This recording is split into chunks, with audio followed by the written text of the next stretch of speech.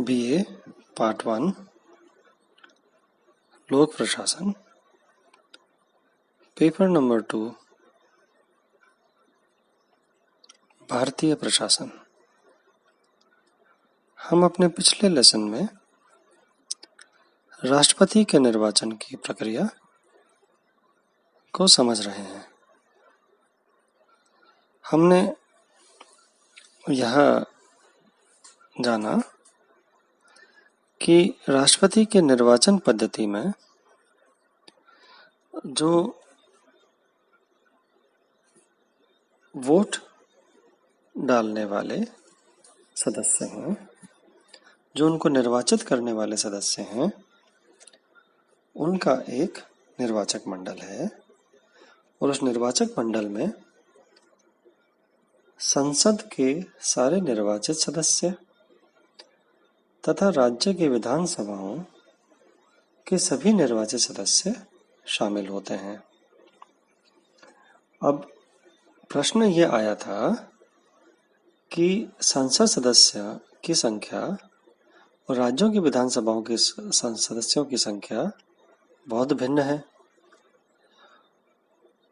तो जो हमारे यहाँ सामान्यतः प्रणाली चलती है निर्वाचनों में, किसी भी प्रकार के निर्वाचन में, कि एक व्यक्ति के पास एक वोट होता है और वह व्यक्ति अपने उस एक वोट को, एक मत को किसी एक प्रत्याशी को दे सकता है। यह सामान्य प्रक्रिया निर्वाचन में होती है सब जगह। लेकिन राष्ट्रपति के निर्वाचन में, भारत के राष्ट्रपति के निर्वाचन में, हमने एक अलग पद्धति का इस्तेमाल किया है। इसमें हर व्यक्ति जो वोट दे रहा है, हर व्यक्ति कौन है? दो प्रकार के व्यक्ति या तीन प्रकार के हम कह सकते हैं। एक तो लोकसभा के सारे निर्वाचित संसद सदस्य, एक राज्यसभा के सारे निर्वाचित संसद सदस्य एवं सभी राज्यों की विधानसभाओं के निर्वाचित संसद सदस्य। ये सभी लोग जो अपना वोट देते हैं, उस पे एक मूल्य का निर्धारण किया जाता है। तो हमने अपने पिछले लेसन में समझा कि विधानसभा सदस्य के मत का ऊपर जो मूल्य लगाया जाएगा, वह किस तरह निर्धारित किया जाएगा। मूल्य यानी उसके ऊपर हम एक वैल्यू लगाएंगे। जब वो एमएलए अपना वोट देगा तो उस संख्या उसके वोट के साथ जुड़ी रहेगी। यह संख्या काम आएगी उसको वोट को टोटल करने में। उसके ऊपर एक पावर दी गई है, एक वैल्यू दिया गया है। और यह वैल्यू हम किस तरह से निकालते हैं? एक फॉर्मूला हमने आपको लास्ट टाइम बताया था, जिसमें यह था कि एक एमएलए के वोट का वैल्यू बराबर होगा, जिस फॉर्मूले से निकाला जाएगा यह, कि उस राज्य की कुल जनसंख्या कितनी है। अब जो कुल जनसंख्या होगी, उससे हम डिवाइड करेंगे उस राज्य की विधानसभा सदस्यों की संख्या से। अब यह जो डिवीजन होकर के वैल्यू आएगी, वह वैल्यू भी बहुत ज़्यादा होगी, क्योंकि जैसे मान लीजिए राजस्थान की बात हो रही है, तो राजस्थान की जो कुल संख्या है तो हम मान सकते हैं 6 करोड़ है, और यहाँ की विधानसभा के सदस्य हैं जान लीजिए 200, तो यह वैल्यू बहुत बड़ी आ जाएगी। तो हम इसको फिर पुनः डिवाइड करते हैं 1000 से उस वैल्यू को, तो ये वैल्यू करीब आ जाती है 300 पे। तो इसी तरह सारे देश की विधानसभाओं के सदस्यों की वैल्यू निकाली जाएगी। फिर उसका एक टोटल किया जाएगा। पूरे देश के समस्त राज्यों की विधानसभाओं के कुल सदस्यों के प्राप्त मतों की संख्याओं का योग किया जाएगा। अब यह जो पूरे देश का योग है, इसका इस्तेमाल किया जाएगा हमारे सांसदों के जो सदस्य हैं, जो हमारे संसद के जो सदस्य हैं, सांसदों की जो वोट होगा, उसका मूल्य निकालने में इस वैल्यू का इस्तेमाल किया जाता है। तो हमारे एक संसद सदस्य का मूल्य होगा एक फॉर्मूले से द्वारा निर्धारित, जिसमें हम जो हमने पिछले फॉर्मूले से पूरे देश की राज्य की विधानसभाओं के सारे सदस्यों का जो कुल वैल्यू निकल रहा है, कुल मतों का जो मूल्य निकल रहा है, उस संख्या का योग, और इस योग को हम विभाजित करेंगे हमारे संसद की निर्वाचित सदस्यों की संख्या से। संसद के दोनों सदनों के निर्वाचित सदस्यों की संख्या से। मैं आपको फिर इस बात को समझाने की कोशिश करता हूं, क्योंकि यह फॉर्मूला आप पहली बार जो लोक प्रशासन ले रहे हैं वो पहली बार इस फॉर्मूले को पढ़ रहे होंगे।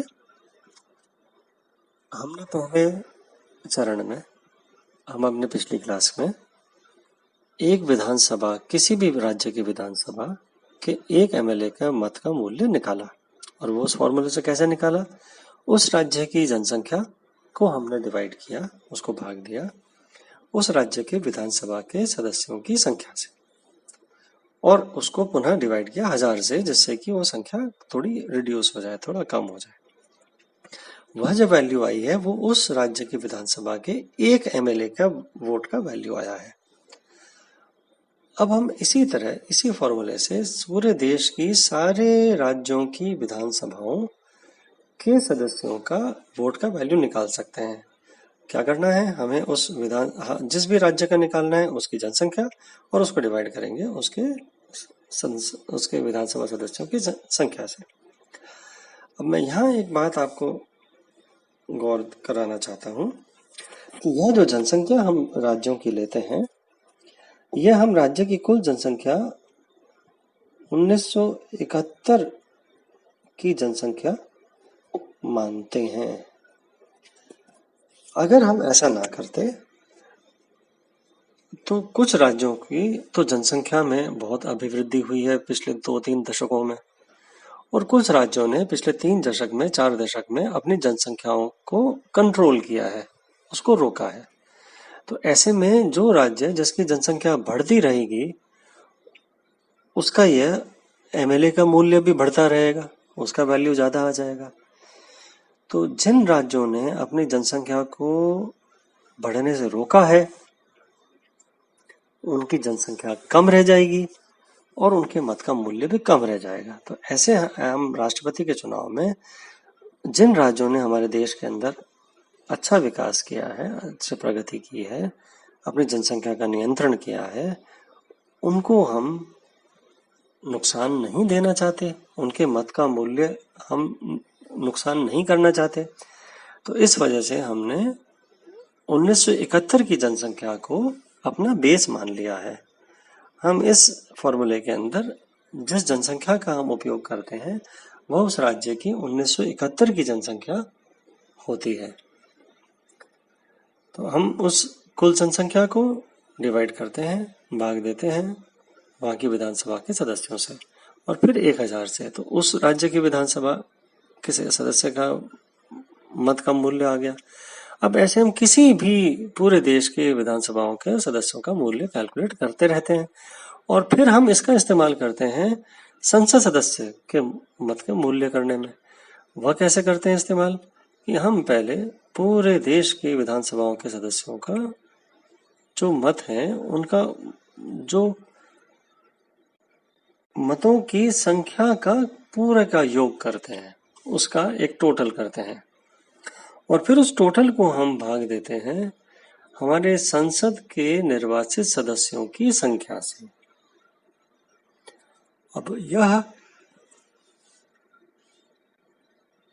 फिर डिवाइड की जाती है, भाग दिया जाता है 1000 से, जिससे कि यह संख्या कम हो जाए। अब यह जो मूल्य निकलेगा, यह मूल्य हमारे एक सांसद के वोट का मूल्य होगा। तो जब राष्ट्रपति का निर्वाचन होगा तो हर सांसद जब वोट करेगा तो उसके ऊपर वह मूल्य चलेगा, उसके वोट का, उसका जो मत है उसका मूल्य वह होगा जो हमने अभी जो फॉर्मूला बताया आपको उससे निकाला गया है। और कोई भी देश में जो राज्य है उसके विधानसभा के सदस्य जब विधानसभा में जाकर के राष्ट्रपति का निर्वाचन के लिए वोट करेगा तो उसके मत का मूल्य वह होगा जो हमने फर्स्ट फॉर्मूले से निकाल चुके हैं हम। तो इस तरह से हमारे पूरे देश में जो अलग अलग विधानसभाएं हैं उनके सदस्यों के अलग अलग मूल्यों के हिसाब से वहाँ के लोग, वहाँ के संसद, वहाँ के विधानसभा सदस्य जाकर के वोट करते हैं और उनका मूल्य वही जुड़ता है जो उनकी विधानसभा, उनके राज्य के जनसंख्या और फॉर्मूले से कैलकुलेट किया गया। अब यह निर्वाचन में जो वोट डल गए उनके मूल्य जो निर्धारित थे वो उसमें साथ जुड़ गए। तो राष्ट्रपति के निर्वाचन के दिन एक ही दिन में ये सारे जने विधानसभाओं के अंदर विधानसभा सदस्य जाके वोट करते हैं और सांसदों को ये दिल्ली में संसद में या तो वोट करते हैं या फिर वो जिस भी राज्य में से आते हैं वहाँ की विधानसभा में भी जाकर के ये अपना वोट का इस्तेमाल कर सकते हैं। तो जब वोटिंग हो जाती है उसके बाद उनके मतों की गणना की जाती है। अब यह मतों की गणना भी एक बहुत ही इंटरेस्टिंग प्रक्रिया है। हमारे देश के अंदर जो राष्ट्रपति के निर्वाचन है उसमें हम एक यूनिक सिस्टम का इस्तेमाल करते हैं। हम राष्ट्रपति के निर्वाचन में अनुपातिक प्रतिनिधित्व के अनुसार एकल संक्रमणीय मत से मतदान करवाते हैं। अब यह मतदान कैसे होता है हम इसके बारे में चर्चा करनी प्रारंभ करते हैं। देखिए, मैंने आपको पहले बताया जैसे सामान्यतः किसी भी निर्वाचन में, राष्ट्रपति का निर्वाचन की बात नहीं कर रहा, जनरली दूसरे किसी भी निर्वाचन के अंदर किसी एक व्यक्ति का एक वोट होता है और वह जो कैंडिडेट सामने खड़े होते हैं उनमें से किसी एक प्रत्याशी को वह वोट जा सकता है। यह सामान्य प्रक्रिया है। लेकिन राष्ट्रपति के निर्वाचन के अंदर हम ऐसा नहीं करते। हम यह करते हैं कि मान लीजिए 5 व्यक्ति निर्वाचन के लिए खड़े हुए हैं, तो जब मत देने वाला एमएलए या सांसद है वह उन 5 में से अपने वोट को इस तरह से देता है कि वह इसके अंदर यह बताता है कि मेरी वरीयता क्या है। इन 5 में से मैं अब पहली वरीयता किसको राष्ट्रपति बनाना चाहता हूँ। मतलब वो यह अपने मत के अंदर इंडिकेट करते हैं कि वह पहली वरीयता में किसको राष्ट्रपति चाहते हैं और अगर वो राष्ट्रपति नहीं बनता है तो वो दूसरी वरीयता किसको देते हैं और फिर अगर वो भी नहीं बन सकता है तो वो तीसरी कौन व्यक्ति है तीसरा जिसको अपनी वरीयता में वो रखेंगे जो राष्ट्रपति बनने योग्य है। तो इसके बाद नहीं तो चौथा। इस तरह हर विधानसभा सदस्य या हर सांसद एक वरीयता के अंदर अपने मत का इस्तेमाल करते हैं। यानी वो मत दे रहे हैं सभी को लेकिन अपनी एक वरीयता में कि प्रथम वरीयता अमुक नाम का व्यक्ति राष्ट्रपति हो, अगर वह नहीं बनता तो दूसरी वरीयता के अंदर अमुक नाम का हो दूसरा कोई व्यक्ति, वह भी नहीं तो फिर तीसरा किसको चाहते हैं वो। इस तरह से ऐसे एक वरीयता में अपना मत प्रदान करते हैं।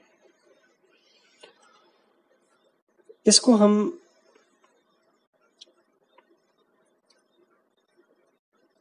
मत की गणना में बड़ा इंटरेस्टिंग तरीके से इस्तेमाल करते हैं। देखिए, जब मत डल गए हैं तो उनकी जो कुल टोटल जब किया जाएगा मतों का, पूरे देश के मतों का, तो वह टोटल होगा हर मत के ऊपर जो एक वैल्यू हमने अपने फॉर्मूला से निकाली थी, उस वैल्यू का टोटल किया जाएगा। तो हम जब कहते हैं कि कितने मत पड़े, तो ये कितने मत मतलब कितना उनके ऊपर जो मतों का वैल्यू उन पे हर मत पे लगा हुआ था, उसका टोटल क्या होगा। तो सबसे पहले प्रक्रिया के अंदर पूरे भारत में जितने विधानसभा सदस्यों ने और सांसदों ने वोट किया होता है, सबसे पहले तो वैध मत पत्र संभाले जाते हैं। जो अवैध होते हैं उनको अलग कर दिया जाता है। अब अवैध किस प्रकार किए जा सकते हैं? अवैध अनेक प्रकार से हो सकते हैं।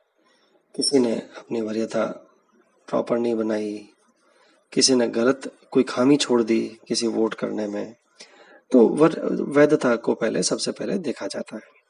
तो वैधता की जांच करके जो वैध मत पत्र हैं उनके ऊपर जो टोटल मूल्य है, उस मूल्यों का टोटल किया जाता है पूरे भारत के अंदर। जो सांसदों ने वोट किया और विधानसभा सदस्यों ने वोट किया, उनके वैध मत पत्रों पे जो वैल्यू है, उस वैल्यू का मत पत्रों का टोटल किया जाता है। अब यह जो टोटल आया है, यह जो गिनती है, इस मूल्य जो वैध मत पत्रों का जो मूल्य टोटल निकाला गया है, उसमें 2 का भाग देकर जो प्रत्याशी को जीतने के लिए कोटा है उसको तय किया जाता है। यानी जो टोटल आया है मतपत्रों का मूल्य, उसको 2 में भाग दे करके उससे एक अधिक वोट जिस भी प्रत्याशी को मिल जाएगा, यह एक कोटा मान लिया जाता है। जो भी प्रत्याशी इस कोटे के बराबर या इसके एक मत पत्र अधिक, एक मत का वैल्यू अधिक प्राप्त कर लेगा, वह राष्ट्रपति निर्वाचित घोषित हो जाएगा। अब जब गणना की जाती है तो आप याद कीजिए, मैंने अभी थोड़ी देर पहले आपको बताया कि हर मत में एक वरीयता है। तो मतगणना के समय सबसे पहले पहली वरीयता के मतों की गणना की जाती है। यानी हर मत में जो पहली वरीयता है उसका टोटल किया जाता है। यानी पहली वरीयता पे जिस भी प्रत्याशी को किसी ने वोट दिया है, उन वोटों के मूल्य का उन प्रत्याशियों के खाते में टोटल हो जाता है। इस पहले वरीयता की मतगणना में किसी प्रत्याशी को अगर उस कोटा, जो अभी अपन ने कोटा समझा था, उस निर्वाचन कोटा से बराबर वोट मिल गया किसी को, या उससे एक अधिक वोट मिल गया, तो हम उस प्रत्याशी को निर्वाचित घोषित कर सकते हैं राष्ट्रपति के लिए। अगर उस प्रथम वरीयता की गणना में किसी भी प्रत्याशी को वह 50% यानी आधा जो टोटल किया था, हमने मूल्यों का टोटल किया था, उसका आधा मत नहीं मिलता है, तो फिर जिसको न्यूनतम मत मिले होते हैं उस प्रत्याशी की दूसरी वरीयता को पढ़ा जाता है कि उन प्रत्याशियों ने, उन वोटर्स ने जिनके वोट ने सबसे कम वोट मिले किसी प्रत्याशी को, उस प्रत्याशी की दूसरी वरीयता को पढ़ा जाता है कि वो लोग अपने मत में दूसरा किसको प्रत्याशी वरीयता में मानते हैं, अपनी वरीयता में दूसरे वरीयता में किसको अपना उचित मानते हैं, और उन सारे वोट्स को उस प्रत्याशी जो सेकंड वरीयता वाला प्रत्याशी हैं उनके अंदर उनके मूल्यों को ट्रांसफर कर दिया जाता है। तो जो बाकी बचे हुए 4 हैं उनको उस न्यूनतम वाले का वोट ट्रांसफर होके आ जाता है। तो बाकी 4 जो ऊपर से जिनको 4 जिनको ज्यादा वोट मिले होते हैं उनके खाते में सबसे न्यूनतम मिलने वाले वोट का भी मूल्य आ जाता है, डिवाइड हो करके सब में आ जाता है। तब देखा जाता है कि क्या अब किसी को इलेक्शन वोट का कोटा मिल गया। ऐसी स्थिति के अंदर फिर उस प्रत्याशी को निर्वाचित घोषित कर दिया जाता है।